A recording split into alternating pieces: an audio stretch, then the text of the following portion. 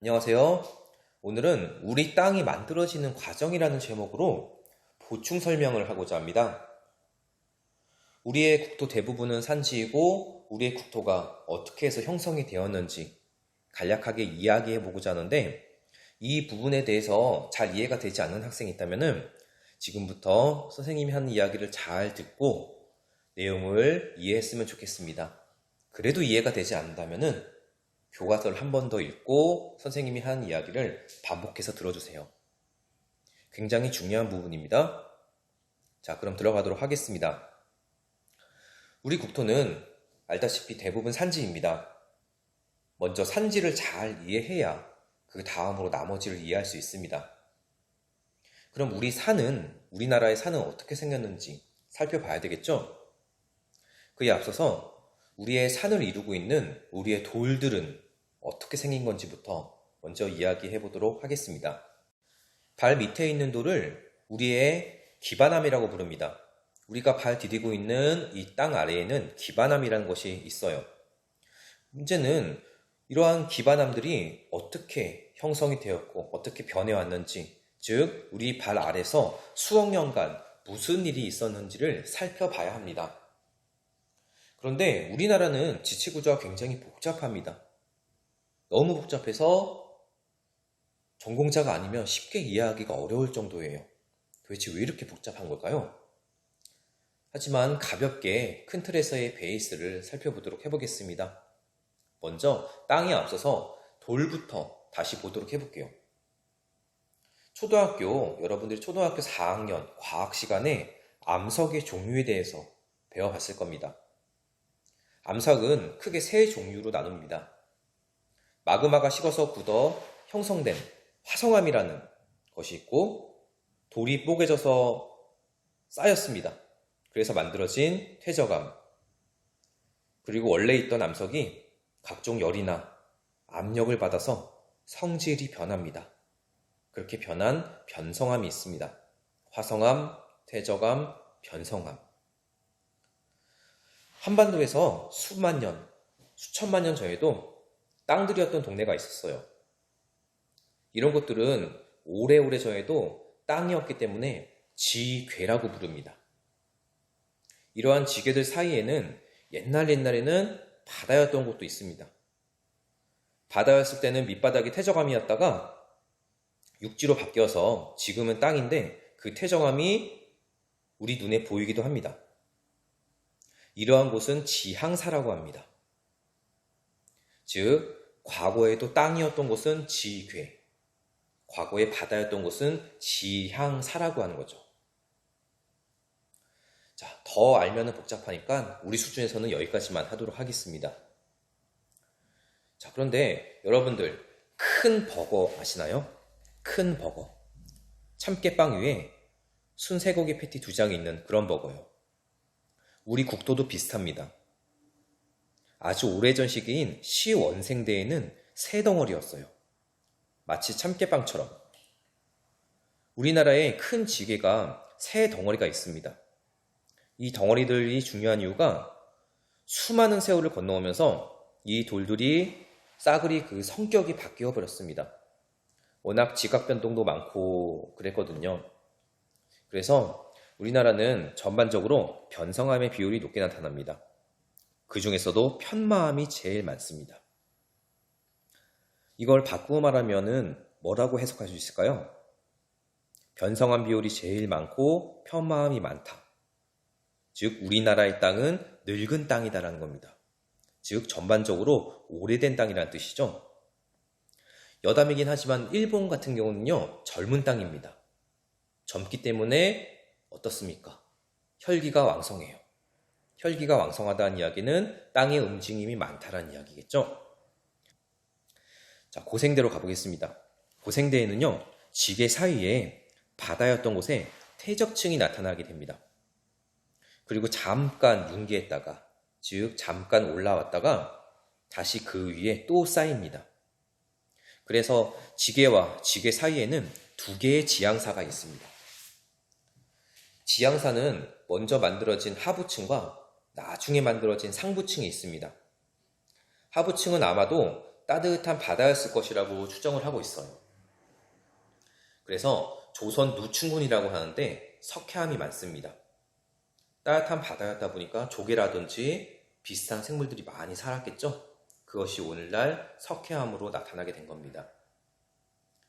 상부층은 평안 누춘군이라고 하는데 무연탄이 많습니다. 자, 근데 이런 것을 왜 알아야 하나요? 우리 삶에 영향을 주기 때문이라고 선생님은 대답하고 싶습니다. 석회암은 막 빨아서 가루를 낸 다음에 모래와 물과 섞으면요, 압축 강도가 엄청 강해집니다. 시멘트가 되는 거죠. 현대 건축물에 큰 영향을 끼치고 있고 철근 콘크리트의 주 재료가 됩니다. 또한 무연탄은 지금은 적게 사용하지만 과거에 우리 생활 연료로서 굉장히 중요한 연료였습니다. 즉 연탄이었죠. 겨울철에 추우면 어떡합니까? 난방을 해야 됩니다. 근데 우리가 나무로 난방을 할 수는 없잖아요. 그래서 연탄을 많이 활용했습니다. 물론 오늘날에도 이러한 무연탄은 화력발전 등에 중요하게 이용됩니다. 자, 중생대로 가보겠습니다. 중생대는 우리나라 동남부 지방이었던 곳이 큰 호수였습니다. 다시, 중생대에는 우리나라 동남부 지방이라는 이야기는 방위입니다. 동쪽과 남부 지방, 경상도 일대죠. 그 일대가 큰 호수였습니다. 그래서 지나가던 공룡들이 발자국도 많이 찍어놓고 그랬어요. 그래서 그 일대는 경상누춘군이라고 불리기도 합니다. 즉 퇴적층이 있는 곳이죠. 그래서 오늘날 우리나라의 공룡 화석은 대부분이 남부지방에 집중되어 있습니다. 신생대 3기에는 동해안을 따라서 여기저기에 퇴적층이 좀 있어요. 사실 그렇게 많지는 않아요. 조금밖에 없는데 굳이 설명하는 이유는 신생대 3기층에 있는 퇴적층에는 석유가 나옵니다. 3기층에는 석유가 나오는 경우가 많아서 그래요. 다만 우리나라 같은 경우는 신생대 3기층, 즉 신생아 땅이 많이 있습니까? 없습니까? 별로 없어요. 그나마 조금 있는 울산 앞바다에서 석유가 조금 나오긴 합니다. 그나마도 대부분 고갈 상태라고 하네요. 여기에는 갈탄이라는 탄화 정도가 낮은 석탄이 있긴 합니다. 그렇게 많진 않고요. 자, 중요한 부분은 아닙니다. 자, 그리고 다음으로 지각운동에 대해서 이야기해 보겠습니다. 땅은 언제나 오르락 내리락 합니다. 가만히 있는 것이 아니에요. 즉 융기와 침강이라고 하는데 조륙운동입니다.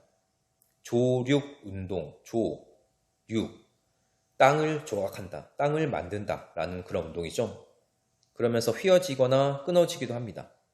휘어지거나 끊어진다는 거, 여러분들 휘다, 끊다라는 말 알고 있죠?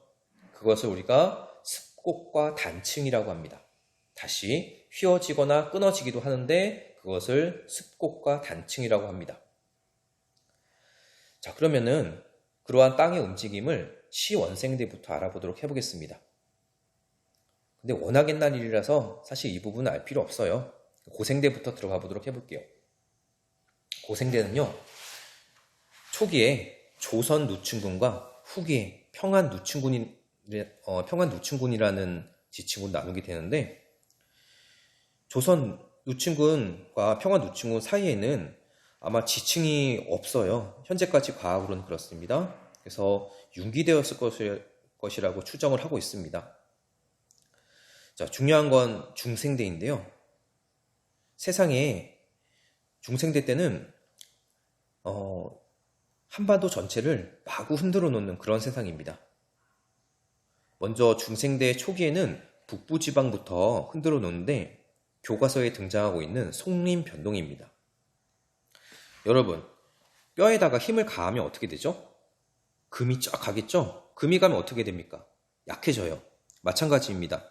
얼마나 힘이 많이 가해졌는지 땅이 금이 쩍쩍 갔습니다. 그 금이 동북동, 서남서 방향입니다. 자, 이런 것을 유식한 말로는 지질구조선이라고 부릅니다. 그 다음에는 한반도에서 제일 셌던 대보조산 운동이 닥칩니다. 우리나라 중북부 지방에서, 우리나라 중부 지방에서 남부 지방까지, 그리고 북동에서 남서 방향으로 엄청난 구조선이 생겨납니다. 마지막으로는 불국사 운동이 일어나게 되는데 경상도 일대에 작은 영향을 줍니다. 그렇게 크진 않았던 것 같아요.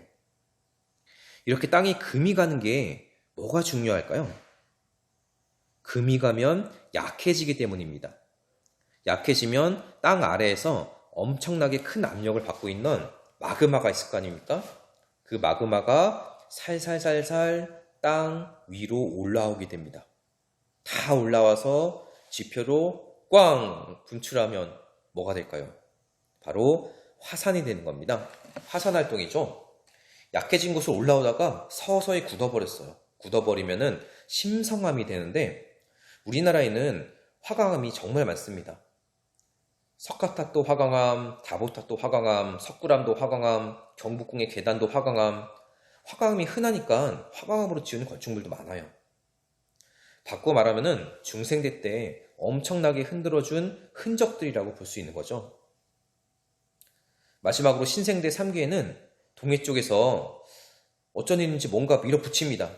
밀어붙이니까 쑥 솟아올라요.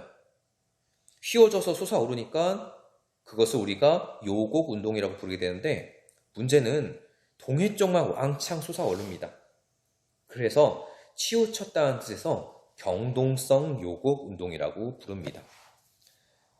즉 우리가 배웠던 동고서주의 지형을 만들었죠. 이 부분 굉장히 중요하다고 했습니다. 자, 그러다가 신생대 3기 말에서 4기 초에는 지각에 약한 틈을 타고 마그마가 또 기어 나옵니다. 이렇게 해서 만들어진 화산 지형이 우리나라의 여러 곳에 있는데 생각보다 많진 않아요. 배울 곳이 정해져 있습니다. 백두산, 한라산, 울릉도, 독도, 철원 정도입니다.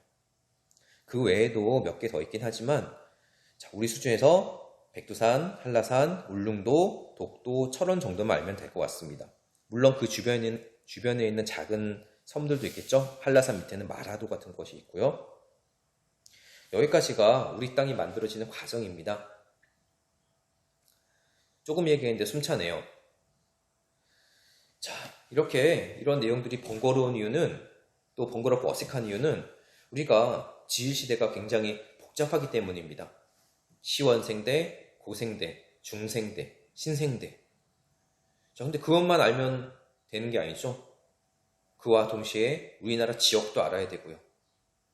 또 경기 지계인지, 속림 변동인지, 우리가 좀 낯선 용어들을 이해해야 됩니다. 그래서 어렵게 듣겠지만 이런 부분에 대해서 우리가 조금 관심을 가지고 집중적으로 공부하다 보면은 나중에 효자 종목이 될 거라고 생각합니다. 한국지를 넘어서 가지고 우리가 살고 있는 이 땅에 하나의 생성 과정에 대해서 이해하는 거잖아요. 우리 인간의 역사에 대해서도 아는 것도 중요하지만 우리가 살고 있는 이 땅의 역사에 대해서 아는 것도 중요하다고 생각을 합니다.